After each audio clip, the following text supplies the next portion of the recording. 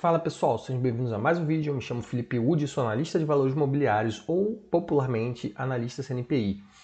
Hoje nós vamos falar da Mitre e de uma prévia operacional. Tá? Para quem não sabe, as construtoras elas divulgam algumas prévias antes de divulgar os resultados da DRE.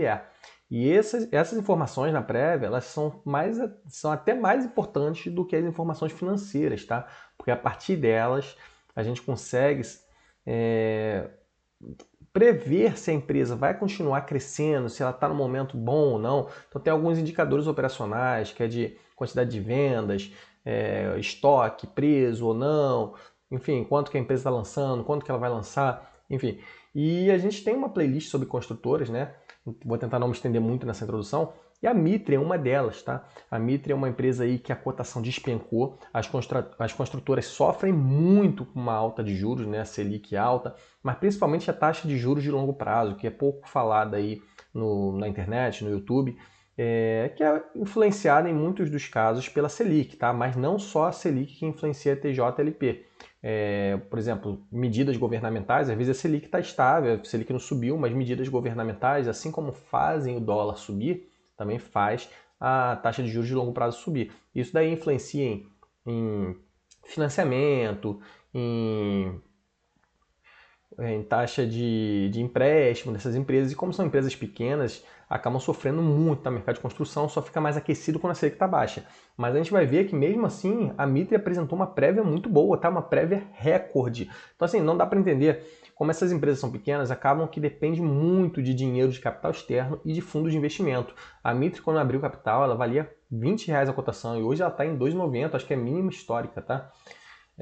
Então vamos falar um pouquinho, as vendas líquidas, ó, melhor trimestre da história da Mitre, tá? Então, ela vendeu isso em relação às vendas, tá, pessoal? Porque também tem outros indicadores, como a venda sobre oferta, que está aqui do lado, tá? Venda sobre oferta da Mitre, que é o quanto ela está vendendo em relação ao estoque, já foi mais alto. Acho que ela já chegou a atingir quase 60% ao ano. Aqui agora, nos últimos 12 meses, ainda não fechou o ano, 39% já é um VSO muito interessante, porque quanto mais a empresa vende em relação ao estoque, melhor, porque não tem estoque encalhado, não tem apartamento que ela construiu e não conseguiu vender. Então isso aqui é muito interessante. Acima de 15%, às vezes assim 12%, já é mediano, mas acima de 15% é ok. Tem algumas construtoras que conseguem 20%, acima de 20%, né, por trimestre. Então ela conseguiu aqui 16%. Está aumentando, ela sofreu muito no passado, principalmente com inflação, né, no custo dos produtos vendidos, né, o custo para construir os prédios, construir os apartamentos. Aqui não vai ter essa informação aqui, isso é mais na DRE, mas a gente vê que ela está vendendo bastante. Vendas líquidas, né? Em 2024 também foram muito altas, mas aqui eles não dizem que é recorde, né? Cresceu bastante em relação a 2023, cerca de 27%. A empresa está gerando caixa, né? Geração de caixa é o dinheiro que já está caindo na conta, porque essas empresas às vezes elas vendem, mas o dinheiro não caiu na conta, por conta da questão de financiamento, valores de entrada, o método POC, né? Que é um método aí contábil, você só pode reconhecer a receita conforme você vai concluindo as obras. Mas a Mitre ela vem enfatizando bastante que ela está gerando caixa, porque é a empresa que ela pegou um pouquinho de dívida para crescer e continua reduzindo a alavancagem. Tá? Em 2024 gerou 68 milhões de caixa. É uma empresa pequenininha, tá? Então o valor de mercado dela está 300 milhões mais ou menos. Já foi mais alto, né? Chegou a 700 milhões, teve uma época aí que dobrou de valor. Né? Eu particularmente eu gosto da Mitre, ela sofreu bastante. Mas a gente vê que ela está sob controle, está pagando os dividendos robustos, tá? Então, se vocês olharem aí dividend yield, às vezes fica distorcido por conta de dividendo que a empresa pagou. Não necessariamente ela vai continuar pagando. Mas como está gerando caixa e reduzindo a alavancagem, nesses momentos de baixa de cotação, normalmente as construtoras costumam distribuir bastante, tá? Porque é uma forma de dar um retorno, rentabilizar para os cotistas, né? Para o acionista, melhor dizendo.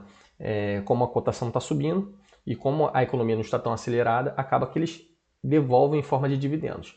Eles fizeram alguns lançamentos agora no quarto TRI. Esses lançamentos não foram totalmente entregues, né? Então a gente vê aqui é normal, tá? Vendeu 11%, tá? O quarto TRI ainda nem fechou, 23%. Deixa eu só beber um golinho aqui. Normalmente no lançamento a gente espera que vende aí um pouquinho mais, né? 30%, 40%, né? Mas assim, de repente foi agora no finalzinho aqui do ano, ainda nem fechou o quarto TRI. Vamos ver nos resultados financeiros se eles vão reportar mais alguma diferença. Que eles botam mais alguns números que a gente já viu, né? Vamos pular aqui. Tem um pouquinho do estoque, né? VGV em estoque, né? Então eu tenho quase 2 bi em estoque. O pessoal às vezes confunde muito. O estoque é um valor patrimonial, tudo bem, mas se ficar com o estoque encalhado e não conseguir vender, construir um terreno, vender imóvel, não vai adiantar em nada, tá? Então assim, a Mitre, por exemplo, tem valor de mercado de 300 milhões, estou chutando aí por alto porque eu não sei agora de cabeça. Mas é nessa faixa aí, 200 e pouquinho, 300, chegando no máximo a 400. Mas o banco de terrenos, principalmente os apartamentos, se não forem vendidos, não vai gerar renda para a empresa, tá? Aqui falando um pouquinho dos lançamentos, eles fizeram alguns lançamentos aí. Ela é focada muito em alto padrão, então a gente vê que o valor dos imóveis são até altos, né? O VGV 617 milhões, prédios luxuosos, médio e alto padrão. A gente vê que tem sauna, né? Academia bonitinha. Aqui tem o financiamento contratado, ó. Esses daqui estão em construção, então o mais interessante é essas empresas venderem enquanto está construído, tá? Não deixar para vender tudo quando encerra. Ela pode até receitar tudo depois, né? O quanto a receber entra depois, porque o método POX só deixa você reconhecer a receita conforme vai concluindo a obra.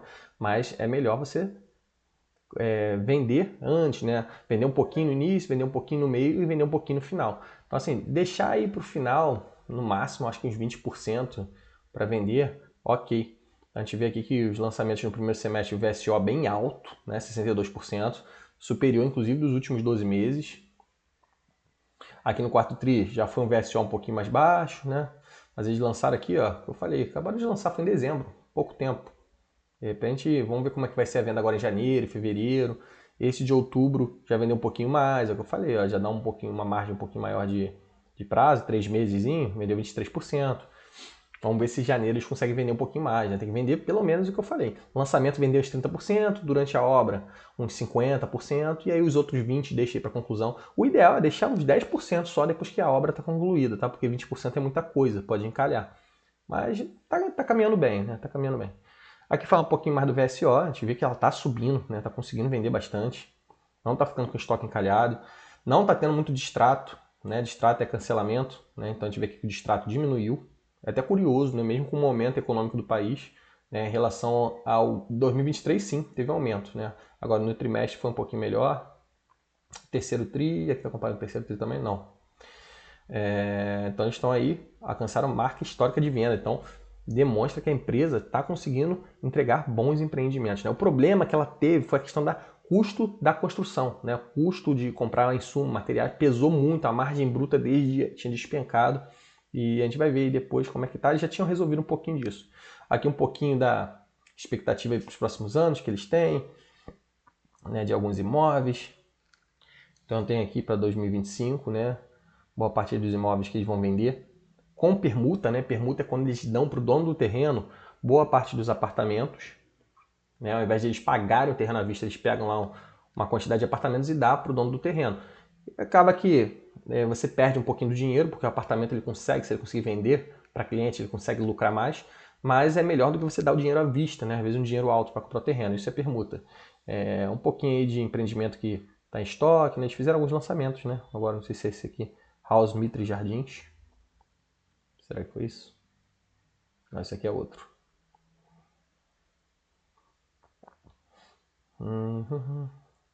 Tem alguns empreendimentos aqui também para 2026, alguns já estão em obra.